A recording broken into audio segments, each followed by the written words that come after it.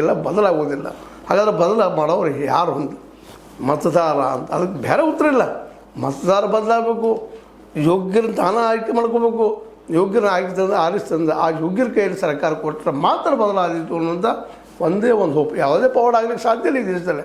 ನಾವು ಪವಾಡ ಪುರುಷರ ದೇಶ ಇರ್ಬೋದು ಅನ್ಬೋದು, ನಾವು ಇಲ್ಲಿ ಬೇಕಾದ್ರೆ ಆಗ್ತದೆ ಬದಲಾಗ್ತದೆ ಅಂತ ಹೇಳ್ಬೋದು.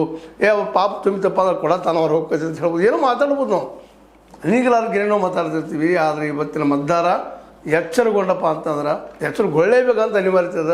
ಎಚ್ಚರಗೊಂಡು ಯೋಗ್ಯರನ್ನು ಪ್ರಾಮಾಣಿಕರನ್ನು ಇಲ್ಲಿ MP MLA ಗಳನ್ನು ಮಾಡಿ ಪ್ರಾಮಾಣಿಕ ಇಲ್ಲಿ ಸರ್ಕಾರ ಕೊಟ್ಟರೆ ಮಾತ್ರ ಬದಲಾವಣೆ ಆಯಿತು. ಮತ್ತು ಎಚ್ಚರ ಮ್ಯಾಲೆ ಬೆನ್ನು ಇರಬೇಕು ಅವ್ರಿಗೆ. ನೀವು ಬೆನ್ನು ಏನು ಮಾಡಿದ್ರಪ್ಪ ನೀವು ಕೆಲಸ ಅಂತೇಳಿ ಅಂದಾಗ ಇಂಥ ಅವಘಡಗಳಾಗ್ಲಿಕ್ಕೆ ಸಾಧ್ಯ ಇಲ್ಲ. ಇಲ್ಲಾಂದ್ರೆ ಇವತ್ತು ನೋಡ್ರಿ ಆರಿಸಿ ಬರೋ ಸಲ ದುಡ್ಡು ಖರ್ಚು ಮಾಡ್ತಾನೆ. ಬಂದ ನಂತರ ಒಬ್ಬ MP MLA ಅದನ್ನು ದುಡ್ಡು ತಕ್ಕೋಬೇಕು. ಅವ್ರು ಹೇಗಾದರೂ ಮಾಡಿ ಅದಕ್ಕದು ಪರ್ಮಿಷನ್ ಕೊಡ್ತಾರೆ, ಏನೋ ಮಾಡ್ತಾರೆ, ಭ್ರಷ್ಟಾಚಾರಕ್ಕೆ ಅವಕಾಶ ಕೊಡ್ತಾರೆ, ಶಿಕ್ಷಣ ಕಡಿಮೆ ಖರ್ಚು ಕೊಡ್ತಾರೆ, ದುಡ್ಡು ಹಾಕ್ತಾರೆ, ಆರೋಗ್ಯಕ್ಕೂ ಕಡಿಮೆ ದುಡ್ಡು ಹಾಕ್ತಾರೆ, ಪ್ರೈವೇಟ್ ಮೆಡಿಕಲ್ ಏನಪ್ಪ ಅಂತಂದ್ರೆ ಇನ್ಸ್ಟಿಟ್ಯೂಟ್ಗಳಿಗೆ ಪರ್ಮಿಷನ್ ಕೊಡ್ತಾರೆ.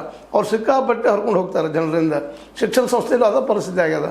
ಹೀಗಾಗಿ ದುಡ್ಡಿದ್ದವ್ರಿಗೆ ಮಾತ್ರ ಆರೋಗ್ಯ, ದುಡ್ಡಿದ್ದವ್ರಿಗೆ ಮಾತ್ರ ಏನಪ್ಪ ಅಂತಂದ್ರೆ ಶಿಕ್ಷಣ ಅನ್ನುವಂಥದ್ದಾಗ್ಯದ.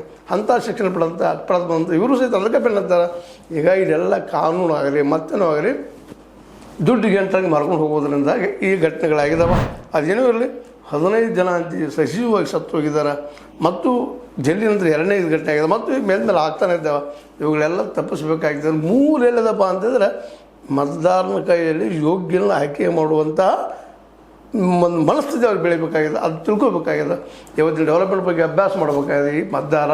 ಇಲ್ಲಾಂದ್ರೆ ಇವು ರಿಪೀಟ್ ಆಗೋಣರು ಹಿಂಗೆ ಅದು ಬಂದಾಗ 1 ಲಕ್ಷ 2 ಲಕ್ಷ ಇವತ್ತು ನೋಡಿರಿ ಪ್ರಧಾನಿ ಅವರು 1-2 ಲಕ್ಷ ರೂಪಾಯಿ ಘೋಷಣೆ ಮಾಡಿದ್ದಾರೆ. ಯಾರು ಕುಟುಂಬ ಸತ್ತದಲ್ಲ ಅವ್ರು ಯಾರು ಸತ್ತಾರ ಅವ್ರಿಗೆ ಅವ್ರ ಕುಟುಂಬಕ್ಕೆ.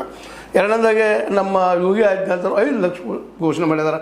5 ಅಂದರೆ 7 ಲಕ್ಷ ರೂಪಾಯಿ ಘೋಷಣೆ ಮಾಡಿದ್ದಾರೆ ಸತ್ತವ್ರ ಕುಟುಂಬಕ್ಕೆ. ಗಾಯಗೊಂಡವ್ರಿಗೆ ಒಂದು ಏನು ಕೊಟ್ಟು ಬಿಡ್ತಾರೆ. ಮತ್ತು ಒಂದು 15-20 ಎಲ್ಲ ಮರೆತು ಬಿಡ್ತೀವಿ ನಾವು. ಹೋದ್ ಇದಾಗಬಾರ್ದಾಗ್ಯದ. ಇದಕ್ಕೆ ಮತದಾರ ಎಚ್ಚರಗೊಳ್ತಾನ ಅನ್ನೋದು ಮೇಲ್ಮೇಲೆ ನಮ್ಮ ಪ್ರಶ್ನೆ. ಇದಕ್ಕೆ ಇಲ್ಲಿವರೆಗೆ ಉತ್ತರ ಸರಿಯಾಗಿ ಸಿಗ್ತಾ